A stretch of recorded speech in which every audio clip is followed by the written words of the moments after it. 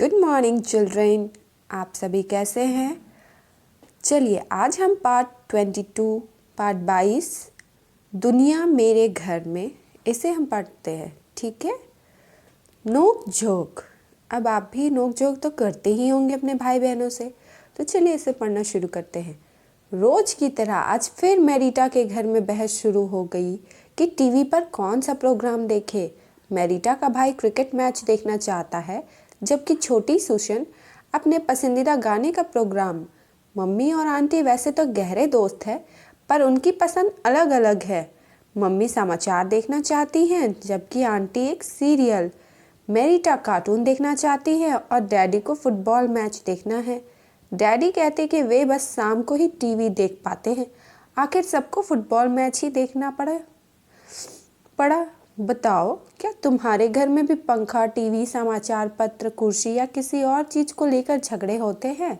हाँ, होते हैं। सभी बच्चे जो है आपस में टीवी के लिए झगड़ते हैं, समाचार पत्र के लिए दादाजी या पापा जी लड़ते हैं, पंखे के लिए किसी को पंखा ज़्यादा पसंद होता है, किसी को कम पसंद होता है, तो वो हो जाती है। तुम्हारे घर के झगड़े कौन सुलझाता है? बड़े सुलझाते हैं, मम्मी या पापा? अपने घर के ऐसे झगड़ों के बारे में कोई मज़ेदार किस्सा सुनाओ। अब ये आप अपने से कोई भी किस्सा सुना सकते हैं। क्या तुमने कहीं और एक चीज़ के लिए लोगों को आपस में झगड़ते देखा है? किस बात पर? अगर आपने किसी को देखा है झगड़ते हुए तो आप यहाँ पर लिख सकते हैं। अलग क्यों? शाम के 7 बजे हैं।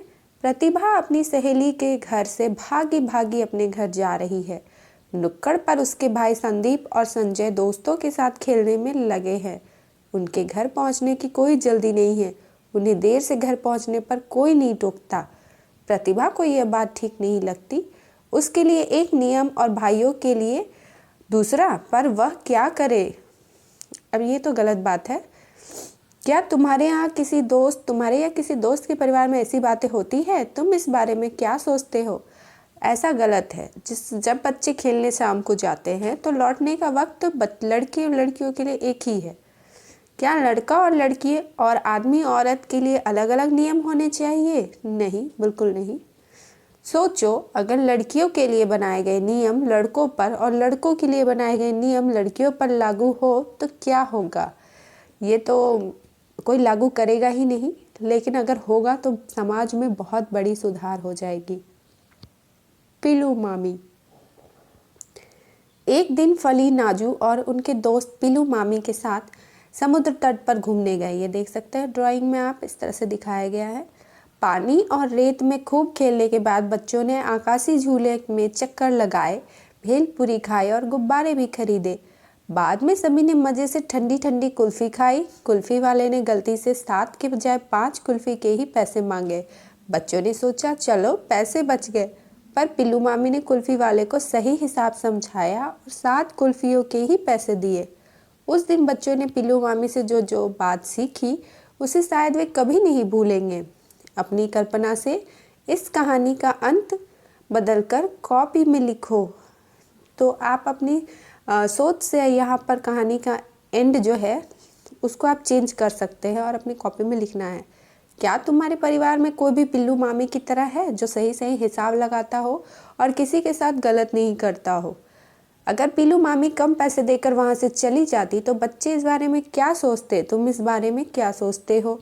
अगर पिल्लू मामी पैसे नहीं देती तो बच्चे भी सोचते ओह, इस तरह से किसी का भी हम पैसे नहीं दे सकते हैं, किसी को भी बिना पैसे दिए खा सकते हैं।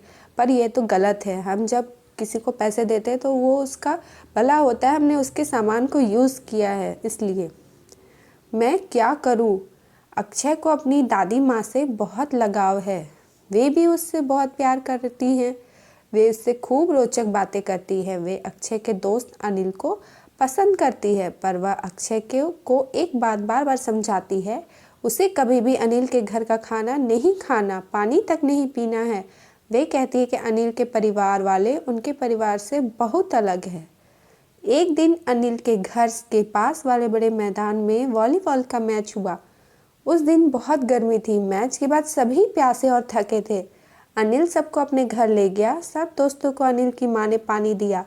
जब अनिल ने अक्षय के हाथ में पानी का गिलास थमाया तो अचानक उसे दादी की चेतावनी याद आ गई। हाथ में गिलास लिए अनिल को देख अक्षय को समझ नहीं आया कि वह क्या करे। बताओ, तुम्हें क्या लगता है अक्षय क्या करेगा? वह पी लेगा।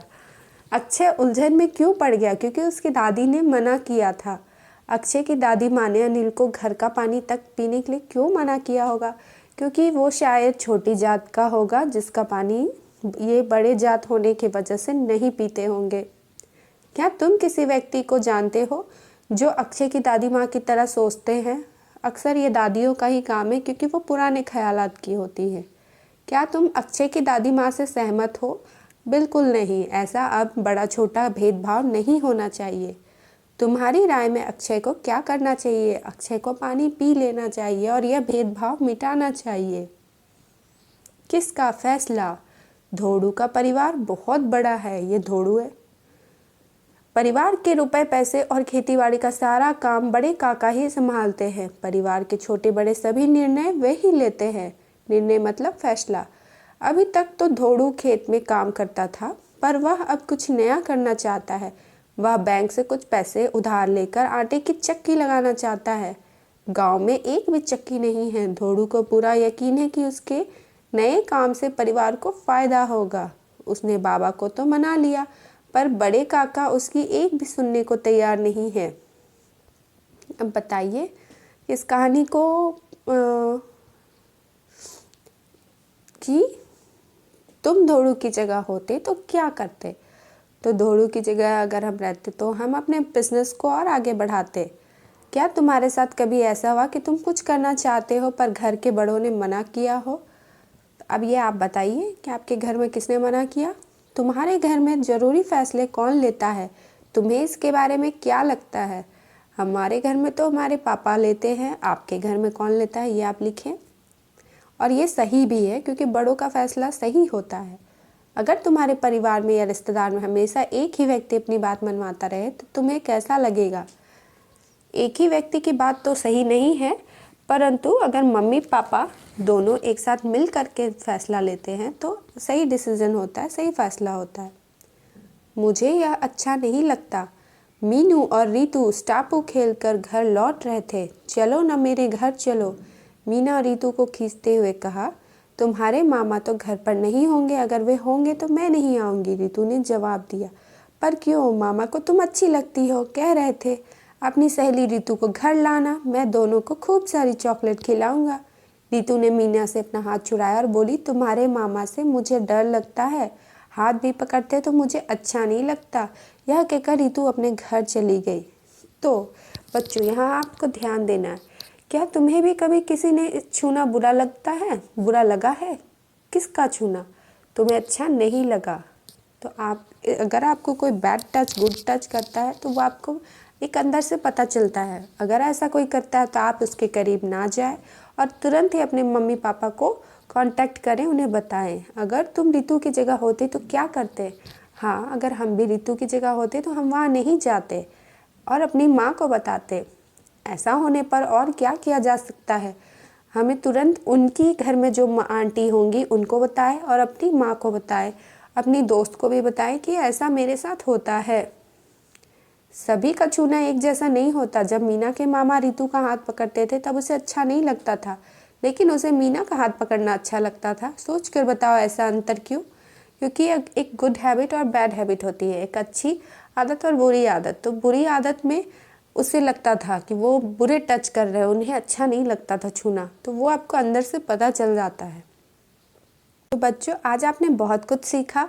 अब अगर आपको कुछ क्वेश्चन पूछना हो तो आप कमेंट बॉक्स में मुझे लिख करके पूछ सकते हैं। और हाँ, अगर चैनल पर नए हैं तो सब्सक्राइब और लाइक शेयर ज़रूर करें ताकि ये बाकी बच्चों तक भी पहुंच सके, जिनके पास बुक ना हो वो भी पढ़ सके। तो मेरी एक छोटी सी हेल्प करें, इसे शेयर ज़रूर करें। और हाँ, आप अच्छे से मन लगा के पढ़ाई करें। तब तक के लिए बाय बाय, टेक केयर।